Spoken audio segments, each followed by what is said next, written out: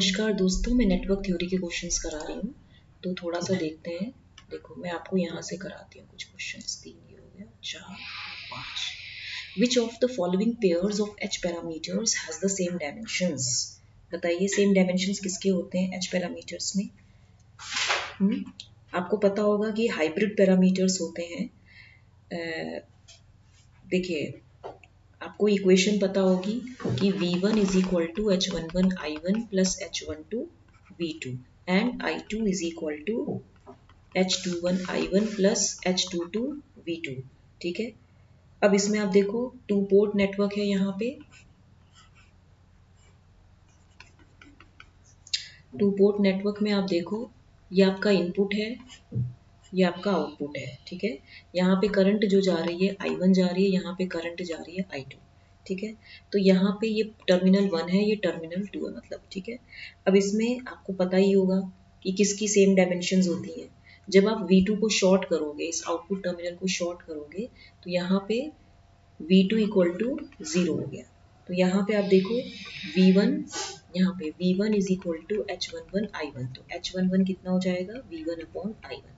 Similarly जब आप I2 है, I2 is equal to H21 I1 हो जाएगा। कब? व्हेन V2 इज 0, तो H21 is equal to I2 upon I1 हो जाएगा। तो H11 क्या है? शॉर्ट सर्किट इनपुट इम्पिडेंस है। एंड जो आपका H12 है, जो H12 है, यहाँ पे ये शॉर्ट सर्किट, इसको आप कह सकते हो, ये आपका करंट गेन है H21 I2 upon I1। This is what? This is your current gain. ठीक है, अब इसमें जब आप निकालोगे, ये करंट गेन हो गया ना। अब आप सिमिलरली जब आप I1 को ओपन करोगे, open circuit I1 equal to 0 open circuit करोगे, तो इसमें जो आपका H12 होगा वो V1 अपॉन V2 होगा, और जो I2 होगा वो H22 V2 है, तो H22 is equal to I2 upon V2 होगा। तो ये क्या हो जाएगा? ये ओपन सर्किट आउटपुट एडमिटेंस, ये हो जाएगा ओपन सर्किट आउटपुट एडमिटेंस हो जाएगा। ठीक है, H21 क्या हो जाएगा आपका? ये रिवर्स, ये तो आपका करंट गेन हो गया। और H12 क्या हो गया आपका? ये आपका हो गया V1 अपॉन V2, ये रिवर्स वोल्टेज गेन हो गया। तो किसका सेम रेशियो है अगर आप बताओ? V1 अपॉन I1 है, H12 का, सॉरी, जो वोल्टेज गेन और करंट गेन है, तो H12 और H21 का कोई भी यूनिट नहीं है, दीज आर डायमेंशनलेस। तो आंसर क्या आएगा आपका कि आंसर 2 होगा। नेक्स्ट क्वेश्चन है, a loop which does not contain any other loop within it is called mesh, supernode, node or port. Which does not contain any other loop, उसको mesh बोलते हैं। ठीक है, तो सुपर नोड क्या होता है कि if a voltage source is connected between two non reference node, दो नोड्स के बीच में अगर आपका एक वोल्टेज सोर्स कनेक्ट हो गया है, then we combine the two nodes as to yield super node. ठीक है, लूप तो क्या होता है? A closed path in a circuit where more than two meshes can occur, and mesh क्या होता है? Closed loop that contains no other loop. ठीक है, नेक्स्ट क्वेश्चन है, the given equivalent circuit is critically damped, find the value of R1 in the given circuit.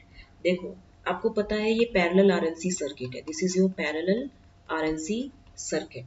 यहाँ पे जो damping ratio है, this is equal to 1 upon twice R under root L upon C। झाई जो है damping factor है, R resistance है। For critically damped system झाई आपका 1 होता है, जब भी क्रिटिकली आता है तो डैम्पिंग रेशियो 1 होता है। अब यहाँ देखो, आप यहाँ पे वैल्यू रख सकते हो, R की वैल्यू चाहिए ना R1 की, तो ये हो जाएगा 1 अपॉन 2 झाई under root L upon C। तो 1 upon 2 into 1 under root 8 into 10 की power minus 3 upon C 20 into 10 की पावर माइनस 6। ये कैंसिल हो जाता है, तो ये 10 की पावर माइनस 3 होगा। तो यहाँ पे ये वैल्यू 4 2 जा 8, 4 5 जा 20, तो ये कितना हो जाएगा? दिस विल बी 1 अपॉन 2, ये 8 मिली हेनरी था ना, हाँ मिली हेनरी था, तो ये कुछ आएगा आपका 2000 अपॉन 5, तो ये कितना हो जाएगा? 5 4 जा 20, 400। तो यहाँ पे ये 1 अपॉन 2 इंटू 20, तो 10 आंसर आएगा। ठीक है, नेक्स्ट क्वेश्चन है, for the given circuit the value of y21 parameter is 2 Simons, find the value of alpha in the given circuit. देखो, अगर आप इसमें देखोगे तो यहाँ पे जो आपका ये एक करंट डिपेंडेंट वोल्टेज सोर्स है। अब इस केस में अब डायग्राम से जो आई एक्स है, मैं आई एक्स इज इक्वल टू कितना हो जाएगा, यहाँ ये वी वन इधर आ गया ना, तो I x is equal to minus V one upon two हो जाएगा, वी वन अपॉन टू, क्योंकि करंट ऊपर जा रही है ना। अब इसमें देखो वी वन की वैल्यू कितनी होगी, V one is equal to minus alpha I X and minus four I two, क्योंकि ये करंट की डायरेक्शन अपोजिट है ना, ये करंट आई टू ऐसे जा रही है, तो ये हो जाएगा, ये दो इक्वेशंस हो गई। Putting the value of I x from equation one in equation two, तो ये वैल्यू कितना हो जाएगा, इसमें आप अगर देखो तो v1 की वैल्यू होगी माइनस टू आई एक्स, तो ये वैल्यू हो जाएगी आपका माइनस टू प्लस अल्फा, यही तो होगा, इक्वल टू आई एक्स की वैल्यू डालनी है from equation one. I X की वैल्यू कितनी हो गई आपकी, आप इसको चाहे तो, नहीं एक मिनट सॉरी, ये वैल्यू हो जाएगी V one equal to minus alpha into minus V one upon two and minus four I two. इसकी वैल्यू क्या हो जाएगी, one minus alpha by two V one, ठीक है, is equal to minus four I two. तो यहाँ पे आप देखो जो आपका वाई टू वन होगा, जो वाई टू वन होगा that will be equal to what, I two upon V one at V two equal to zero, I two upon V one. तो ये वैल्यू कितनी हो जाएगी, minus of one minus alpha by two by four.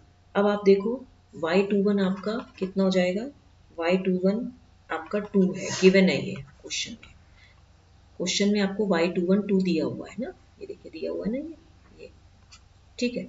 इस case में आप देखिए Y two one two दिया है, तो यहाँ पे आप लिख सकते हैं ना, which implies minus of one minus alpha by two by four is equal to two हो जाएगा। तो ये वैल्यू कितनी हो जाएगी, two minus alpha by two, ठीक है, and this is equal to eight, तो ये माइनस हो गया, तो two minus alpha equal to minus four, तो minus alpha is equal to how much, minus four minus two minus six. तो alpha की वैल्यू कितनी आ रही है, नहीं अल्फा की वैल्यू गलत आ रही है, रुकिए रुकिए, ये वैल्यू है minus one minus alpha by two by four equal to two, तो ये two minus alpha by two into four होगा ये, ठीक है। तो ये इधर अभी आप टू ही लिखो, तो टू फोर जाए टू जाइए, कितना हो जाएगा माइनस सिक्सटीन, ठीक है। तो minus alpha equal to minus sixteen minus two, तो ये माइनस एट्टीन हो जाएगा, तो अल्फा की वैल्यू एट्टीन है, तो आंसर कितना हो गया एट्टीन, ठीक है।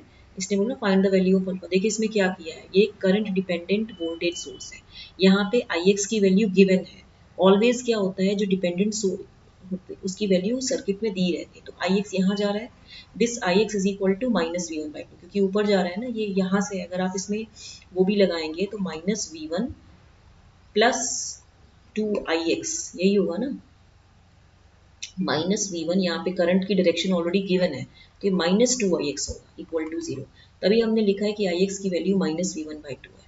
अब यहाँ पे आप केवीएल लगाएंगे, तो वी वन यानी कि minus V one and minus alpha I X and minus four I two equal to zero, तो ये आपका सेकेंड इक्वेशन हो गई। फिर यहाँ पे आप इसको रख के सॉल्व हो जाएगा। नेक्स्ट क्वेश्चन है, the approximate equivalent resistance between terminals A and B for the following infinite ladder network comprising of 1 and 2 ohm resistors is, देखिए इस क्वेश्चन में since the network contains infinite resistance, तो मैं इसको कैसे लिख सकती हूँ, 1 ओम, फिर यहाँ पे 2 ओम, फिर यहाँ पे ये हो गया आपका आर ए बी, मान लीजिए ये आपका आर ए बी ही होगा,